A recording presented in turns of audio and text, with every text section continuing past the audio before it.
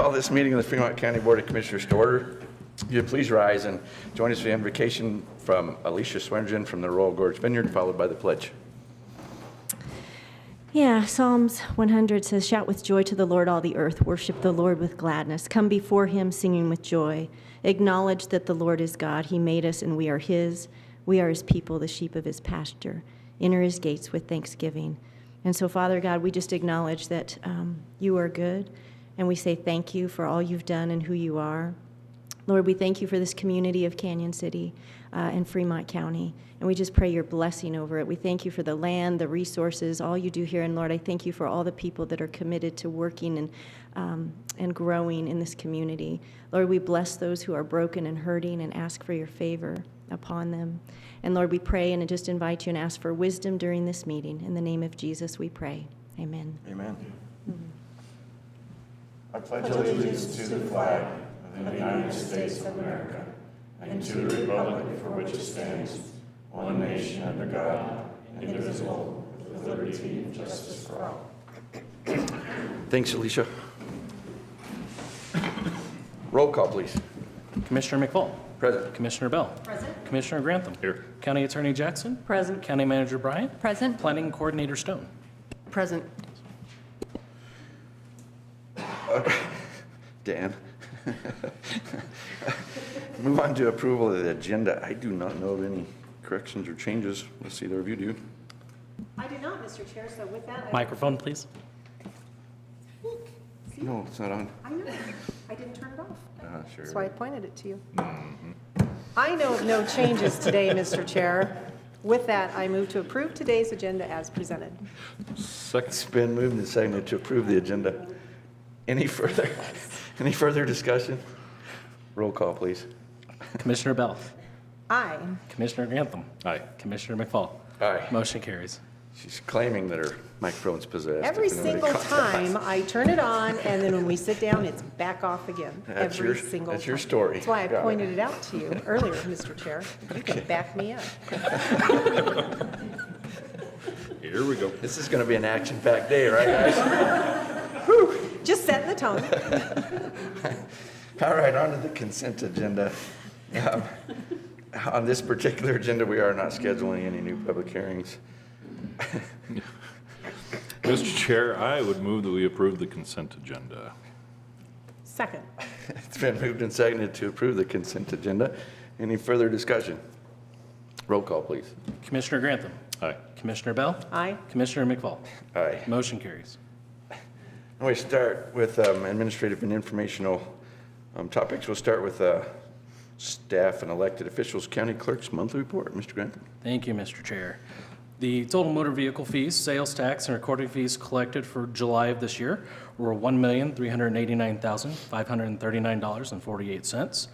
Fremont County's portion for disbursement is $757,214.31, of which that is 54% of the total fees and is $52,742.44 less than July of last year. Year to date, our office is up $894,328.72. Wow. Still crazy numbers. Still crazy numbers and Yes. still busy. I know there was an article in the paper in Pueblo saying there's usually around this time they have maybe 100 sales and vehicles. It's been over 1,000. So there are no cars left on the lots to buy, which I There are premise, not. which is why we don't have less this time around. But it's still happening and still moving. So. But still, I just would like to verify, the year-to-date, the office is up 890, almost 895,000, but that's total, correct? That's not Total. Fremont County's portion. That's not Fremont County's portion, that's just what we've collected in. Okay. With that, Mr. Chair, I move to accept the county clerk's monthly report for July 2021. Second. Moved and seconded to accept the county clerk's monthly report for July. Any further discussion? Roll call, please. Commissioner Bell. Aye. Commissioner Grantham. Aye. Commissioner McFall. Aye. Motion carries. We move on to the county manager's report. Ms. Sunny Bryant, good morning. Good morning. So just a couple of quick updates. As I indicate every single report, we have kicked off the budget cycle. And so we've hit the ground running with that. All of the budget templates are sent out to the departments. And we're quickly getting all of those numbers entered and that information back. So it's hard to believe it's already August. but that is well underway. And then we are still working on the construction of Pathfinder Park. So if anybody's not been in that location lately, I encourage you to go out there and see the community center, the progress that's been made. It's actually a really exciting project, and it's still on schedule. And so we're anxious to continue to move that forward and hopefully have events and everything started in December. And so we're really excited for that for the community. So that's all that I have, very short and sweet this time. Thanks. It's kind of exciting because people are already inquiring, wanting to use that building, and it doesn't quite have complete walls yet. And so it's pretty exciting for a lot of people. Okay. I'll ask the commissioners if they have anything they would like to talk about. I have nothing this morning, Mr. Chair. Wow. I think I'm good.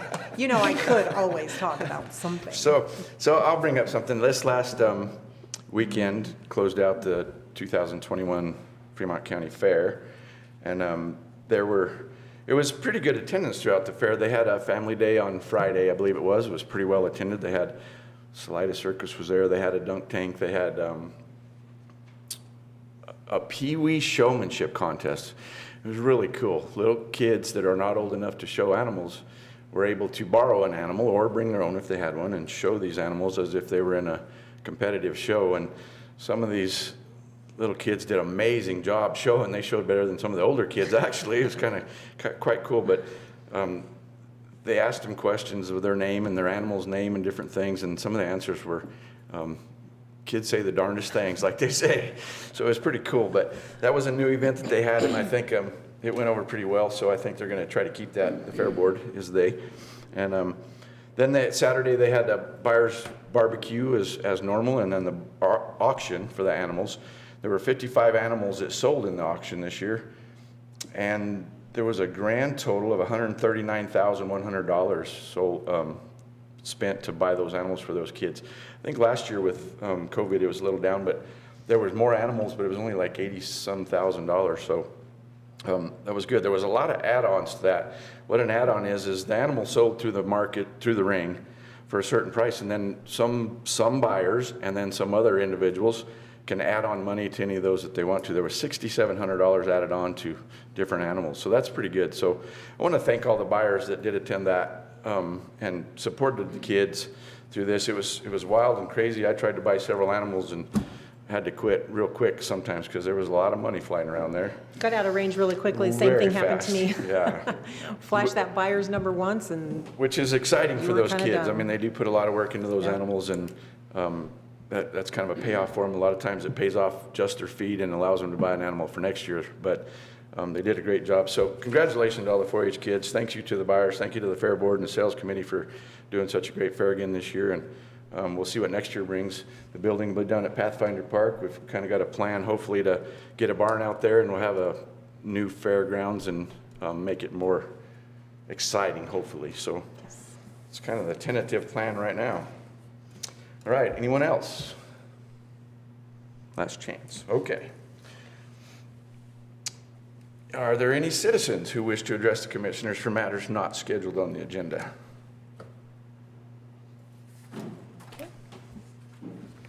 Okay, seeing none, we will move on. We have no old business. We'll move to new business. The first item is the adoption of the 2022 Fremont County holiday schedule.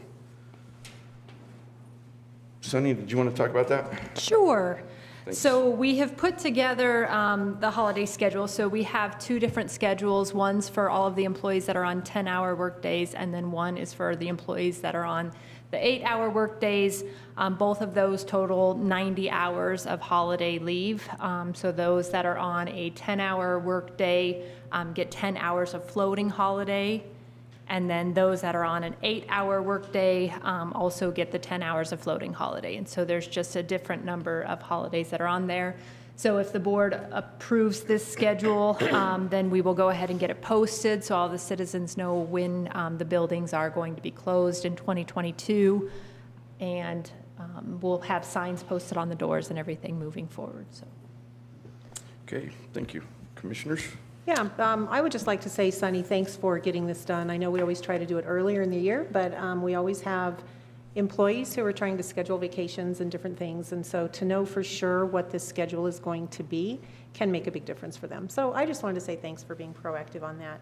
And with that, Mr. Chair, I move to adopt the 2022 Fremont County holiday schedules for both 10-hour and 8-hour employees. Second. It's been moved and seconded to adopt the holiday schedules for 2022 for the 10-hour and 8-hour schedules. Any further discussion? Roll call, please.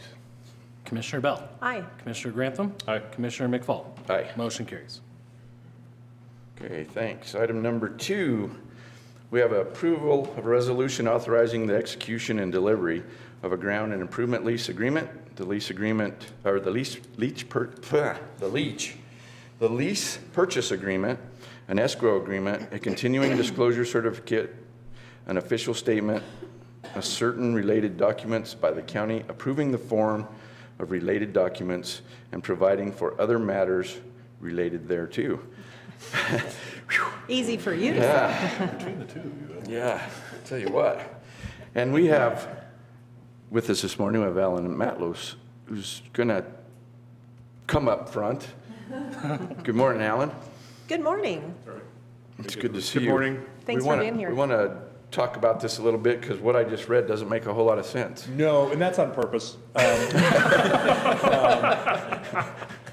Luckily, I didn't go to law school, so I didn't write that. But the idea is to try to have one resolution.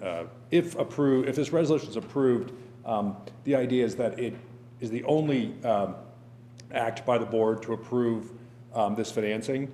So it incorporates all the documents. So that's why the title of the resolution is written that way.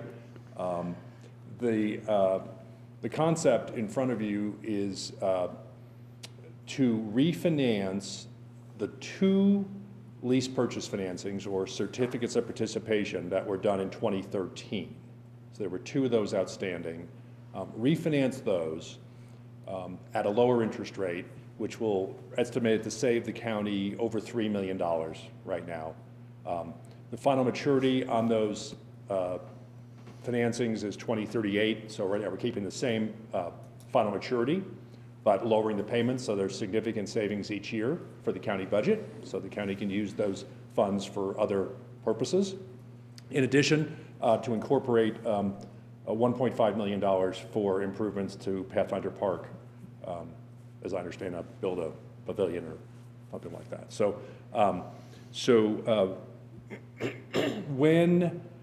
To back up a little bit, when these lease purchase financings were done in 2013, the economy was a little different than it is today. And so in that whole period of 2010, 2012, 2013, I was working with the county to reorganize the payments to keep them lower because the sales tax revenue wasn't as robust as it is today.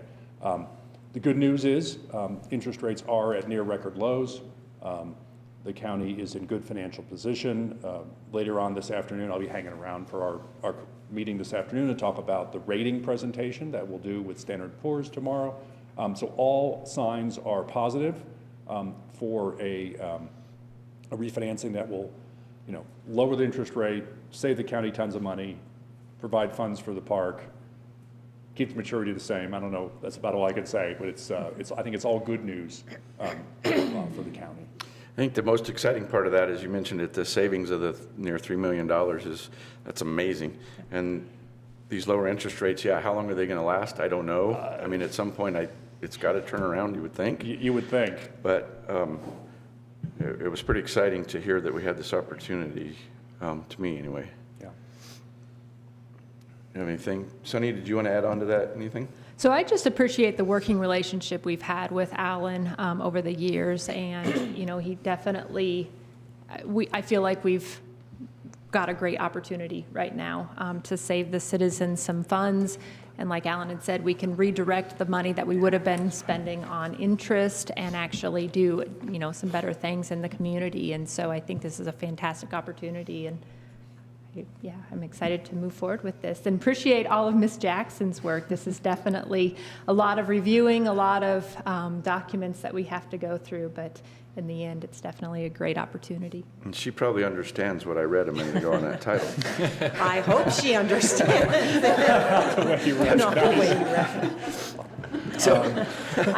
I would second what Sunny just said. I know our county attorney does spend many, many hours going through these things, and it's not an easy job, but we certainly do appreciate all the time and attention that you pay to this, because we do depend on you very heavily for these things. So I also want to say thank you. And Sunny, for your time and attention as well. Yeah. Absolutely. It I takes think a lot. Before I entertain a motion, I just want to say that Alan brought it up, the $1.5 million we're looking at. We made an announcement at the sale at the fair also that we were working on a way to come up with funding to get a barn out at Pathfinder Park to kind of complete, so to speak, a facility and able to hold not just a fair, but almost any kind of event anybody wanted to have. And this opportunity is going to allow us to do that, I think, if we get this passed. So that's pretty exciting in itself. Save a lot of money, be able to build out Pathfinder Park for everybody in the Fremont County to be able to use. And so there's two exciting pieces to this. Well, and we've been talking for many years, Mr. Chairman, even before I came into office way back in 2011, been having conversations here at the county about being able eventually to move the entire county fair out to Pathfinder Park.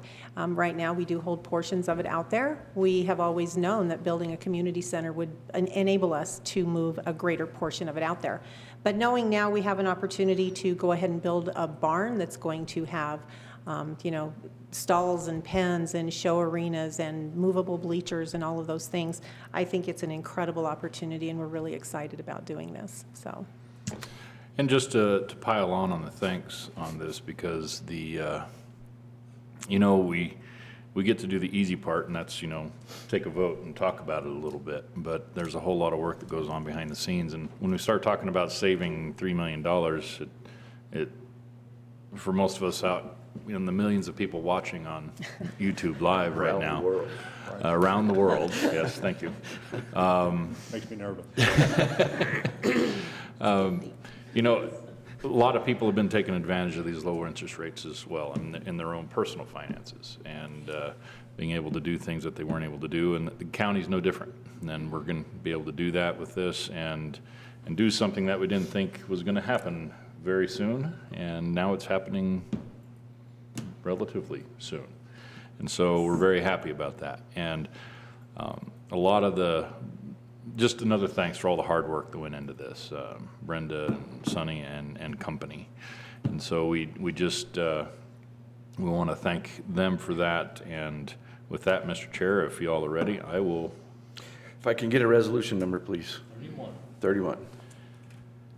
31.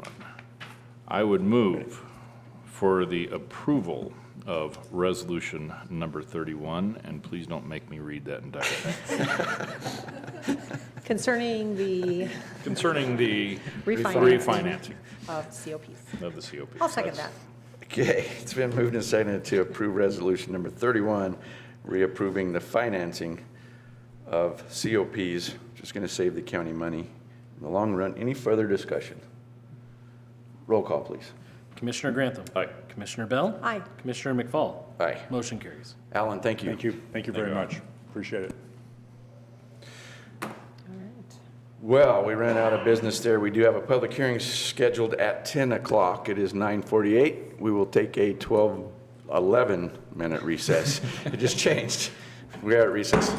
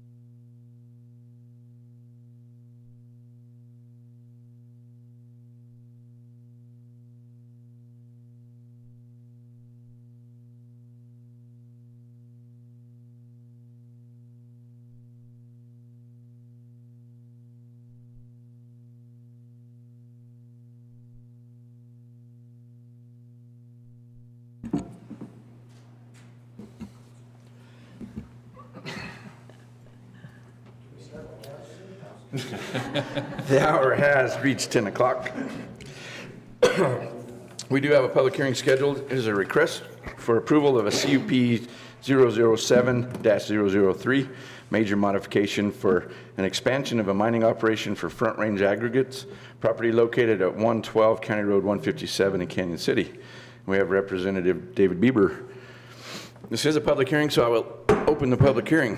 Good morning. 2 for 1, we have Mike Sheehan with us Mike as well. Sheehan as well. Good morning, Yeah, gentlemen. Good morning. We're actually going to team this, and we also have Josh Esquivel, who is the quarry manager He's on with us, standby.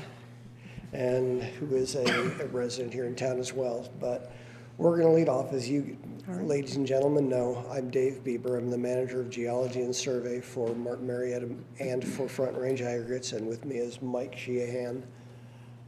Mike is going to talk about some of the background because he's been with this project since 2006. I've only been here in the community for 7 years. Thanks, Dave. But before we begin, we'd like to, one other thing, we'd like to thank the Planning Commission for their work on this permit process. As most of you know, they were doing this, most of the process, they were doing it without a director, and they were very professional and responsive, and we just wanted you to know that we appreciate what they've done and where we are, and now we congratulate the new director, and if you'd give him our best wishes, we'd appreciate that. Thanks for that, Mike. And so now to the permit of the amendment. Dave and I are here representing Martin Marietta. And most of you know that in 1997, Agile Stone was issued the very first conditional use permit by the Fremont County. Oh, good. And that Agile Stone quickly fell on hard times, and they were forced into bankruptcy. And in 2003, a number of investors in the Denver area bought up the assets of Agile Stone and then reorganized it under the name of Front Range Aggregates. And in 2005, I was asked to be president of the Front Range Aggregates assets by the ownership of Fremont, of the Front Range Aggregates. And in 2014, as Dave said, he joined us as the manager of land and geology. In 2015, Martin Marietta purchased Front Range Aggregates. And so along with the assets, Dave and I became part of the Martin Marietta family. Yeah. I just have to be smarter in the But we're here today for a very specific reason, and that is a condition that was included in the very first permit and is still a part of the permit today, and that is condition Y. It was in the original agreement, in the original permit. Condition Y requires that the operators of Parkdale Quarry negotiate, work with the BLM in an effort to find a way to move the mining further to the north, away from the Highway 50 corridor and the Arkansas River. And so conversations ensued over the years, but about 3 years ago, conversations with Stephanie Carter of the BLM really began to take root and bear some fruit. Stephanie's very extensive background in mining and her understanding of the BLM, particularly of the NEPA, or the National Environmental Policy Act process, was most helpful in defining a way for Martin Marietta to be able to mine the BLM property. And so last year, 2020, Martin Marietta submitted an application to the BLM for permission to mine the BLM property, which is directly adjacent to the north boundary line of the Parkdale Quarry. And following a very stringent and even exhaustive review of the project, BLM returned with the conclusion that that Martin Marietta would have the right to mine, and with a very positive environmental impact statement. So, however, in order to mine the property, if you'll notice the blue area in the diagram here, it is currently defined on the existing conditional use permit as a buffer zone, or an area of no disturbance. In order for the quarry to be able to access the BLM property to the north, we need to redefine this buffer zone to be able to mine through it, to be able to access the property to the north. In addition, One other change we would like to make is to move the mining boundary that's shown here in the green. That's the southernmost mining boundary closest to the river and closest to Highway 50, would move 500 feet to the north, thereby satisfying the intent of condition Y in the original permit. But we'd like to make sure that, you know, we're not asking for anything else. We're not asking to change the hours of operation. We're not asking for additional truck traffic. We're not asking for any changes of the use of the property or blasting conditions or any of that. And in fact, this is probably a good place to mention that, again, according to the permit, one of the conditions require that the quarry ship a minimum of 85% of what it sells by rail. And just so you know, since 2005, over 95% annually have been shipped by rail from Parkdale Quarry. So not even come close to the annual 15% allowable by truck. So if there are no questions, I'll turn it over to Mr. Bieber to talk specifically about how the mining will take place on the BLM property. So I don't have a question yet, but I did reading through our packet and stuff that we have and you mentioned it, BLM does an extensive impact study, the NEPA study. And also with that is included the wildlife and anything else that may be affected by that. Economics, wildlife, and you've been to Quarry a number of times, all of you have, so you know the number of tours we did to educate whoever would listen about wildlife or anything else they wanted to know on the project. But yeah, it's a very wide study of the impact of the project. And the experts, I guess the point to that is that the experts that they talk with, being Parks and Wildlife or whatever, the sheep experts and the deer experts, and they make their decision based on those experts' opinions as well as how this is going to affect or not affect those animals, correct? That's Correct. And as part of that, they actually, Colorado Parks and Wildlife, along with the Rocky Mountain Bighorn Society and the Wild Sheep Foundation, among others, have determined that this is actually an opportunity to enhance bighorn sheep habitat in that area by doing some essentially terraforming, if you will, of the landscape to improve habitat for those species. And we'll get into that a little bit as well. But, and as you pointed out, Commissioner McFall, that was a comprehensive environmental review of the environmental impacts that are designated under the National Environmental Policy Act. And they have to look at those impacts, determine appropriate mitigations if there are going to be significant impacts. Those are all analyzed within that, and then they make a decision as to whether the project is appropriate. That it was decided that this project was appropriate for the area with the only really major concern from a local standpoint, or the significant concern, was basically the impacts to the Highway 50 and Arkansas River corridor. And one of the things that this expansion actually does is it allows us for additional mitigations of those impacts versus our current mining. So what it will do is it will move the mining further from that Highway 50 Arkansas River corridor. It will allow us to use terrain features to help screen the mining so it is less visible, basically mined from behind. And I will explain in more detail later in this presentation what those are.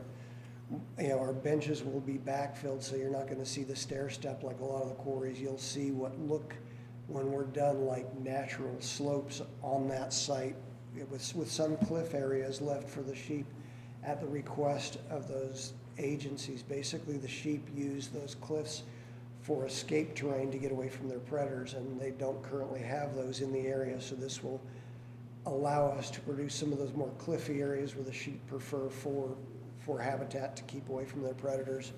And then we'll also be using concurrent reclamation, which means that as we mine, we reclaim. And you can actually see that now in our current operation, where if you drive past that site on Highway 50, you see that there's a slope above our active operation that's revegetated, and that is mined within the last 4 years, and we are reclaiming as we complete mining on those slopes. So to start with, the mine from behind concept, and this is not Parkdale. This is our specification aggregates quarry just outside of Denver. It is the largest aggregate quarry in the state of Colorado. And if you ask people to look at this picture and say, where's the quarry? Can't see it. And that is the idea of the whole mine behind concept. The quarry is actually sitting right up here. And it's bigger by far than what Parkdale is. It's comparable to what Parkdale may become.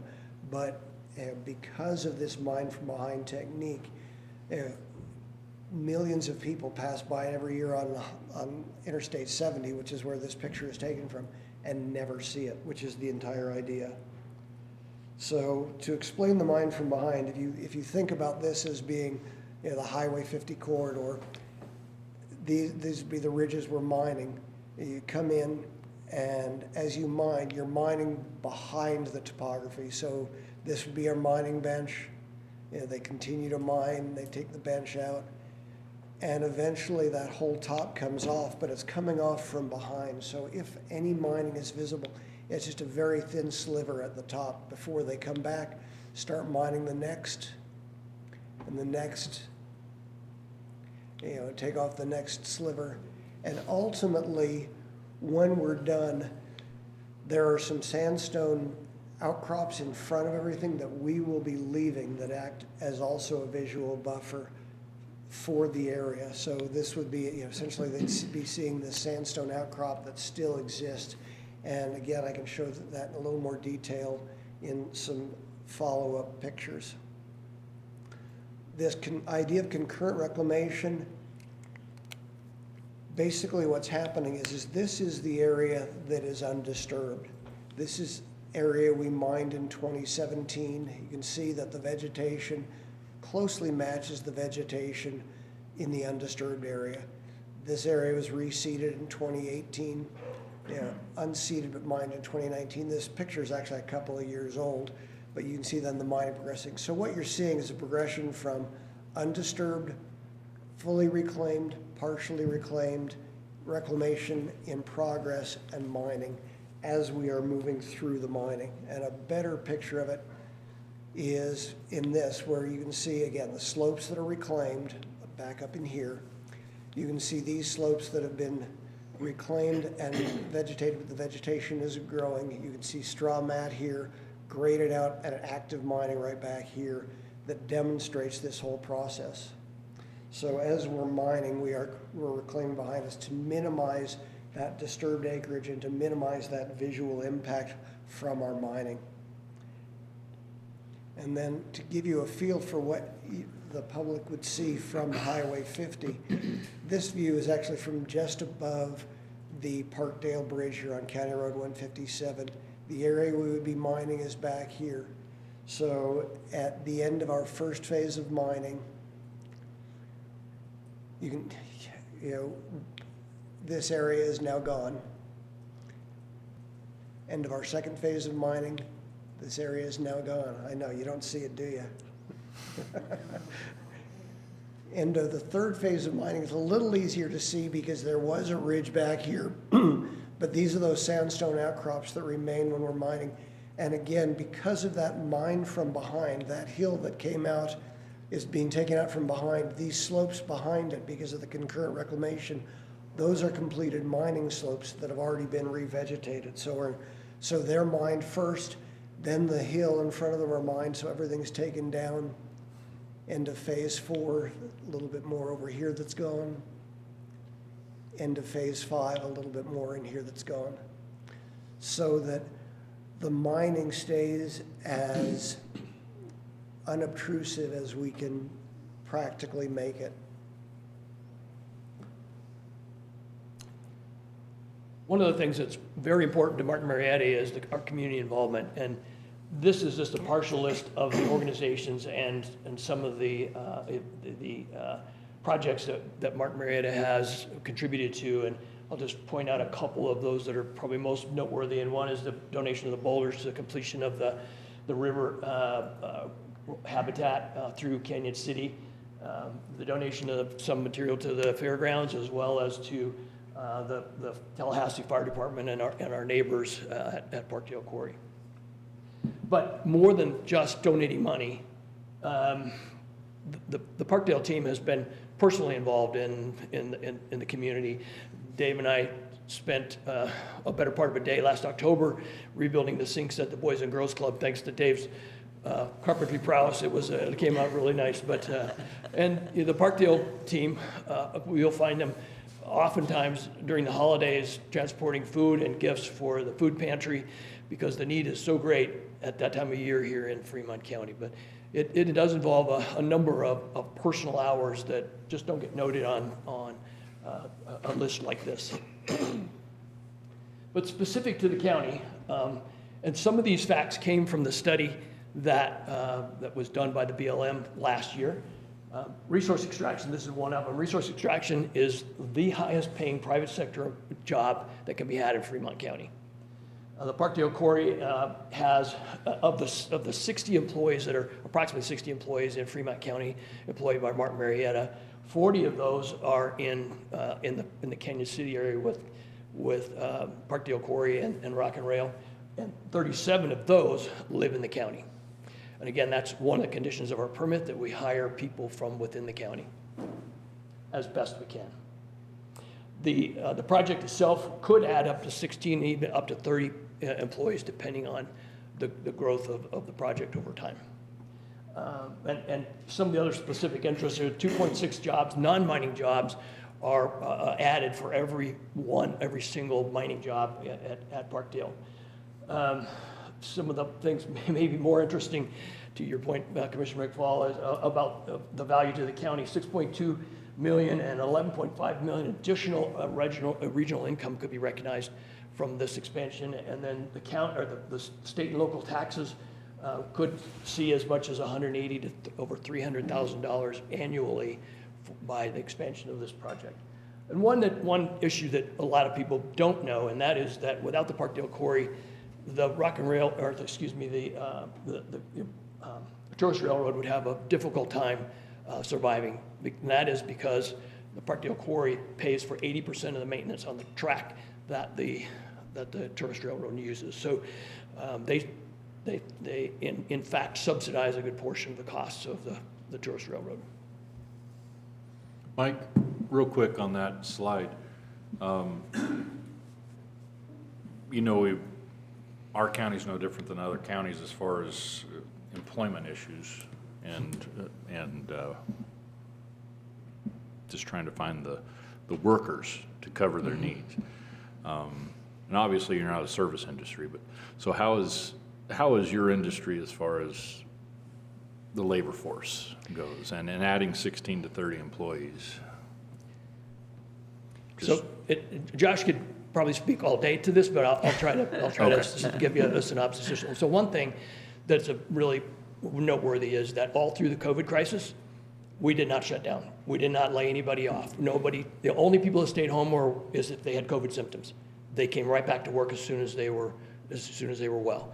And Martin did a great job of managing all of that. And so through this whole last year of total topsy-turvy, upside down, we did not shut down because of COVID. The second is we are like all industries, I think we are finding it a challenge, but always have been a challenge of finding the right people, because as you know, every organization has a culture, and the Martin culture is a safety culture, and that is if your record indicates that you cannot perform safely, or you haven't performed safely in this industry in the past, you won't get a job at Parkdale Quarry or any other Martin facility. So that is a criteria. So some of the difficulty we have is our own level of criteria, the benchmarks that we have in place to hire the right people. But I won't say it isn't challenging, but so far Josh has done a great job of finding and securing enough of the right people to manage the site. And to answer your question, Commissioner Grantham, at a little bit further level, or a more organic level, if you will, we do a lot of outreach in local high schools, at public community college, whatever, where we just do a lot of talking about science, technology, engineering, mathematics, and the opportunities within our industry and here locally for students who are interested in those, for students who are interested in technical trades such as mechanics, what have you. and what we have to offer, and that we are, again, one of the highest paying employers in the county, really trying to help those students who want to stay in Fremont County and stay an active part of this county to know that there are alternatives for them to stay here in their home with a high-paying, good job. Right. Good, thank you. So to sort of bring this back to where we started, we're asking for your approval of this conditional use permit amendment because the proposal does meet the intent of the Fremont County zoning regulations. It does reduce the impacts on adjacent uses by moving mining away in compliance with condition Y of our original conditional use permit. The use is an existing use, so it does not change compatibility with surrounding uses. The environmental impacts have been thoroughly analyzed through the National Environmental Policy Act process, as well as through your own local staff's review and comments back from agencies. And it does meet the intent, purpose, and applicable goals of the current Fremont County Master Plan. And if there are any questions, we are happy to entertain them at this point. I have one quick question at this point, if I may. Sure. You had addressed the reclamation quite extensively and talked about how it would be an ongoing project or process, and we saw pictures with the replanting of all of the native grasses, the native plants that are out there. Do you also replant trees? We replant some shrubs as well, and actually part of our amendment with the Department of Reclamation, Mining, and Safety is to alter the reclamation planting to include both grasses and forbs and shrubs that are native to the area. That is not the current mix that is approved. We cannot vary from that approved mix without going through an amendment with DRMS. We are in the midst of that process as well. We did consult extensively with Colorado Parks and Wildlife. We also contacted the local Audubon Society for input. We talked with BLM range managers, as well as the managers for the Upper Arkansas headwaters for BLM and the state to come up with a revegetation mixture of forbs, of brushy vegetation that are compatible with essentially pre-settlement, if you will, native plant communities for the region. I think that answers your question. It does answer my question, thank you. Probably more than you wanted. I know, that was perfect. Any other questions for him at this time? I have comments, but I'll reserve those for later. Okay. Okay, can I get a staff report, please, Alicia? So the department has reviewed the application and found it to be a complete and true representation of the request as stated herein. The department does recommend approval of the request as the approval criteria has been met and the request will be in conformance with the Fremont County Master Plan. We're recommending approval with conditions, and that is the standard CUP conditions and those set forth in the original CUP approval with resolution number 23, series of 2008. And we have contingencies being minor changes to the site plan, meaning they need to shorten from multiple pages and change the scale on that, so minor things there. And the issuance of a DRMS permit, which they, I believe, are expecting August 16th. We've actually asked for a 30-day extension of that just to address some additional comments from DRMS, but we hope to have that mid-September. Okay. And then there are 2 waiver requests for the landscaping and lighting. Okay. Any questions for Alicia? Alicia, there was a letter in the packet from April from Department of Public Health and Environment for providing a refuse contract. Has that been already taken care of in the last few months?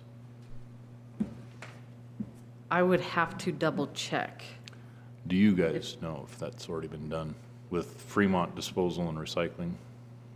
I know we have a refuse disposal contract. Okay.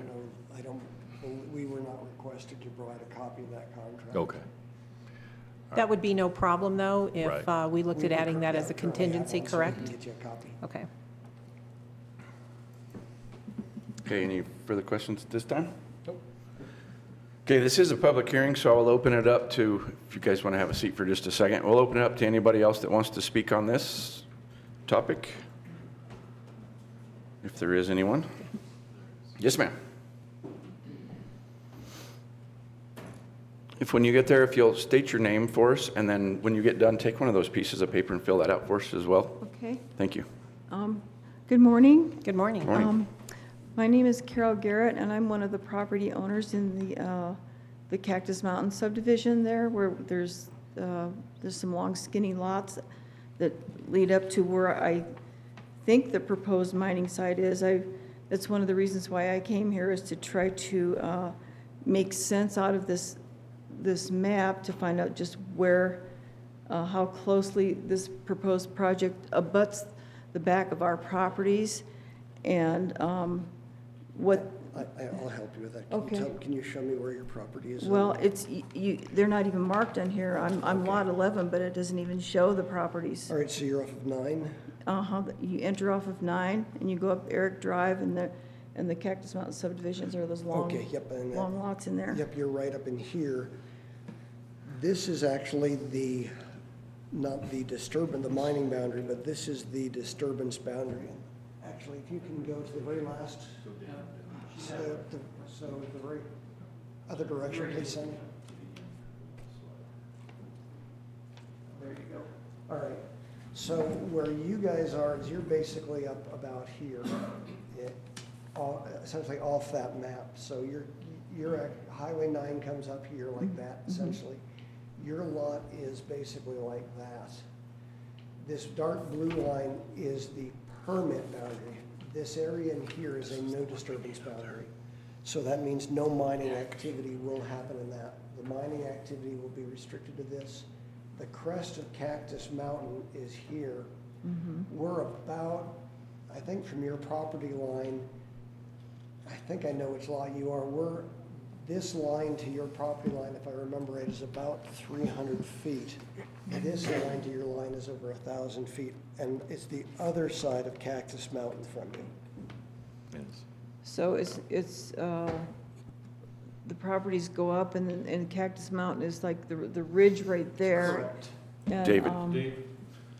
Oh, This one's got a little better Thank you. reference to it. That one has those lots on there. okay, that'd help.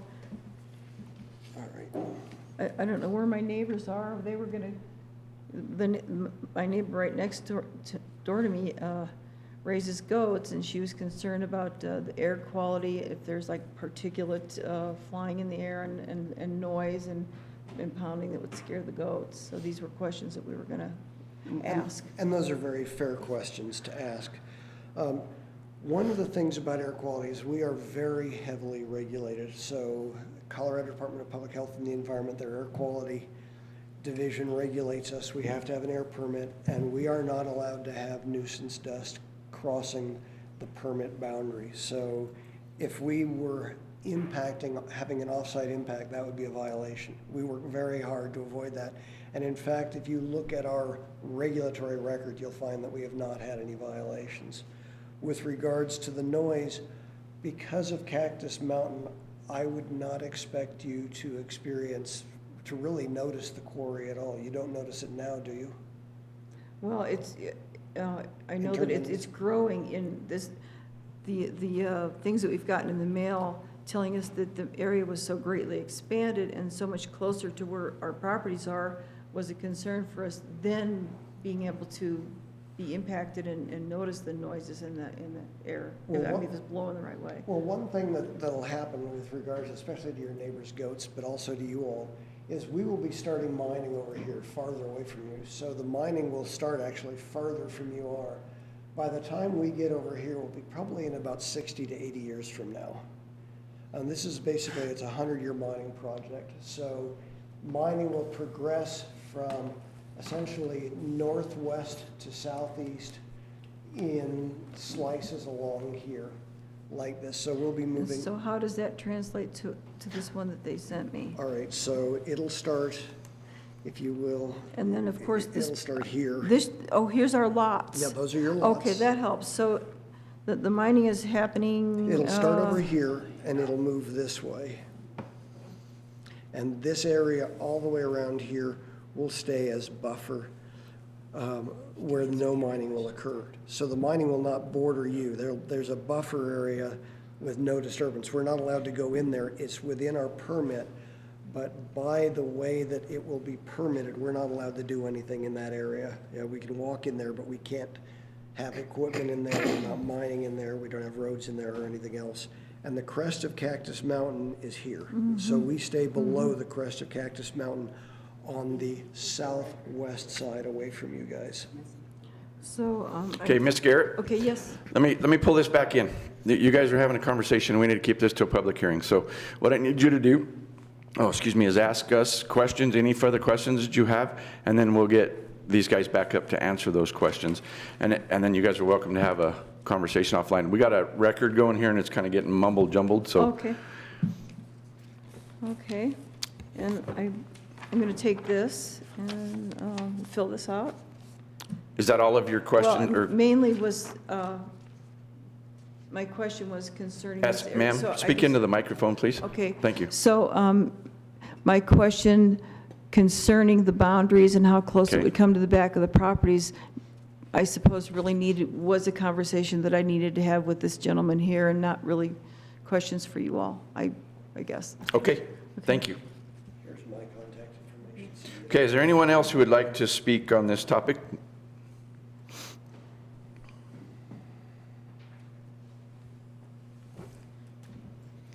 Last chance, one more chance. Anybody else like to speak on this topic? Going once. Okay, seeing none, I will close the public hearing. And then, David, I would ask you to just formally answer her concern again, please, if you would, for the record. Yes, Commissioner McFall. As her question was, where is the mining with relation to their properties and what will be the impacts to their properties? And as I pointed out, basically their properties are located up here in the northeastern portion of, outside of the site boundary. There is a buffer area around the mining that is designated in our permit that is a non-disturbance area, and then the mining operation itself in the central portion. Mining will progress from northwest to southeast. The life of mine is about 100 years, so as we get closer to them, it'll probably be in 60 to 80 years from now. In the meantime, we would be happy to address any of the neighbors' concerns. All they've got to do is call us. We'll be happy to take them out there, give them a tour of what we're doing, how we operate, and specifically sit down with them and show them where their operations are, where our operations are, how they're moving. And if they are interested, we can go through the permitting requirements that we are required to adhere to safeguard their health and safety. Thank you. Just for clarification on that, the northeast part of the site, outside the purple line, that's the buffer area. Correct. And most of that is going up that southwest slope of Cactus Mountain, isn't it? Correct. So the crest of Cactus Mountain is basically north and east of the purple line. So our mining is on the south and west sides of Cactus Mountain. It will not be visible at all from the east or north side of Cactus Mountain. How far below that crest is going to be the highest part of that mined area? Topographically, God, I think it's like 400 or 500 feet, something like that. I don't know the exact number, Commissioner Grantham, but it is hundreds of feet. It is hundreds of feet, is my recollection. And I guess that's my point, is there's a whole lot of There's a sound whole- barrier there. Correct. Yeah. Okay, Commissioners, do you have any other questions for these guys? No questions, but I do have a couple of comments Okay. if this is the appropriate time. First, I would like to say that Martin Marietta has become a role model in this community for working with your neighbors. I think the plan that you all have put together speaks very well, and the fact that you had a question from a neighbor today, but you have no opposition standing up here and saying, you know, no more mining, do not do this to us.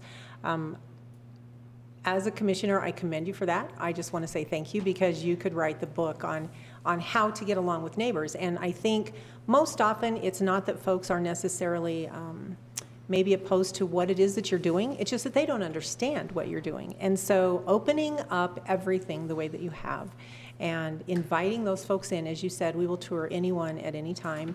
To have those conversations. I know COVID may have disrupted it a bit, but I know that you were doing community picnics and barbecues and inviting all of your neighbors to come onto your property and to have those conversations and take a look around. And I, again, just wanted to commend you for that, because I think it speaks very, very well to the company and the fact that you have no true opposition here today. The other thing I also did want to mention, Mr. Chair, is that BLM process truly is an extensive years-long process. I know the 3 commissioners, which the board looked a little bit different at that time, but the 3 commissioners were involved with some of those meetings, and boy, they get down to the minutia, the things that they talk about. And they take their jobs very, very seriously. This is what they do, and they care about their jobs. They care about what they're doing. They care about the wildlife up there and the landscaping and what any potential impacts could be. And so they were meticulous in going through all of this. And as you said, the environmental impact statement came back with saying this is not going to be a problem. And in fact, actually could be a good opportunity to enhance the habitat for bighorn sheep up there. And so I think that's something that pretty much everyone in Fremont County would get behind. So I just wanted to say thank you for those things. Get them on record. Thank you very much. As you know, it has not always been that way, and it's thanks to Josh and some of his predecessors that made the progress that we have to change the attitude of the neighbors from what it was in 2005 and 2006 to what it is today. And that's no small hill to climb, but thanks to the people at the quarry who live by the regulations and the one thing I discovered from that time was the neighbors just want to be heard. They want you to answer the dang phone when they call.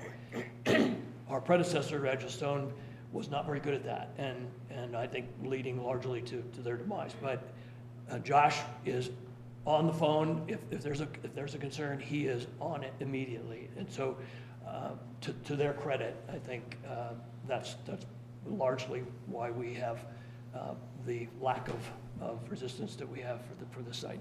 And I think it does speak to your success as a company. So. Yeah. You know, and fundamentally, we are a part of this community, and we take that as an honor and a responsibility, and so we approach it as such. You know, we don't want to be that neighbor that everybody hates. I would like to mention, too, that in our packet, there are 2 letters of support, one from the Boys and Girls Club and one from Ed Norton in support of this expansion as well.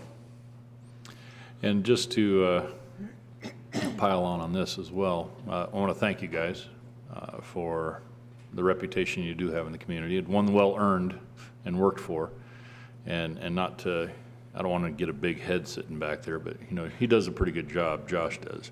But we won't tell him.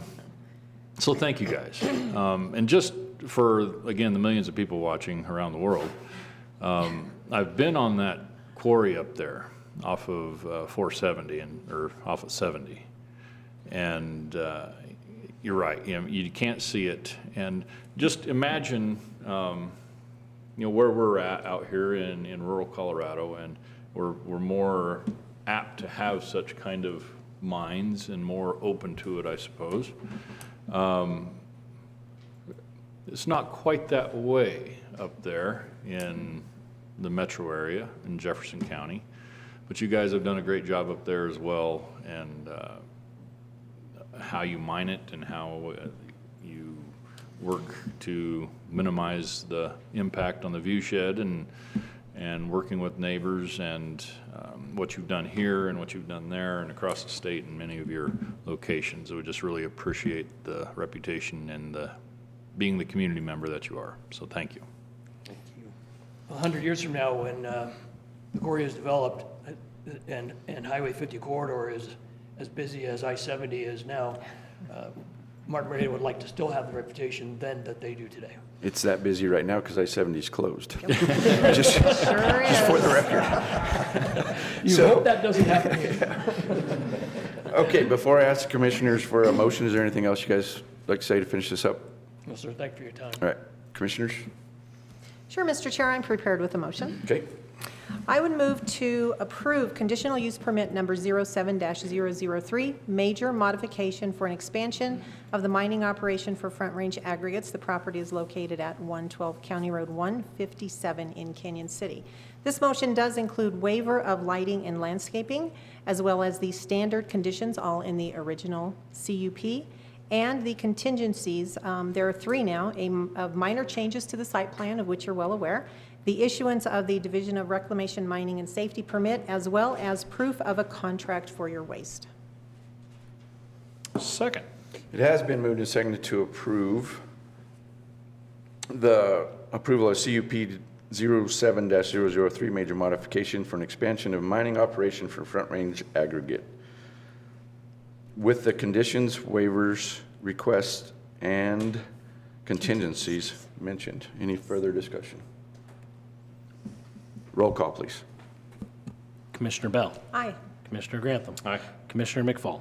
Aye. Motion carries. All right, we wish you continued success out there. Okay, with no more business before us, we are adjourned.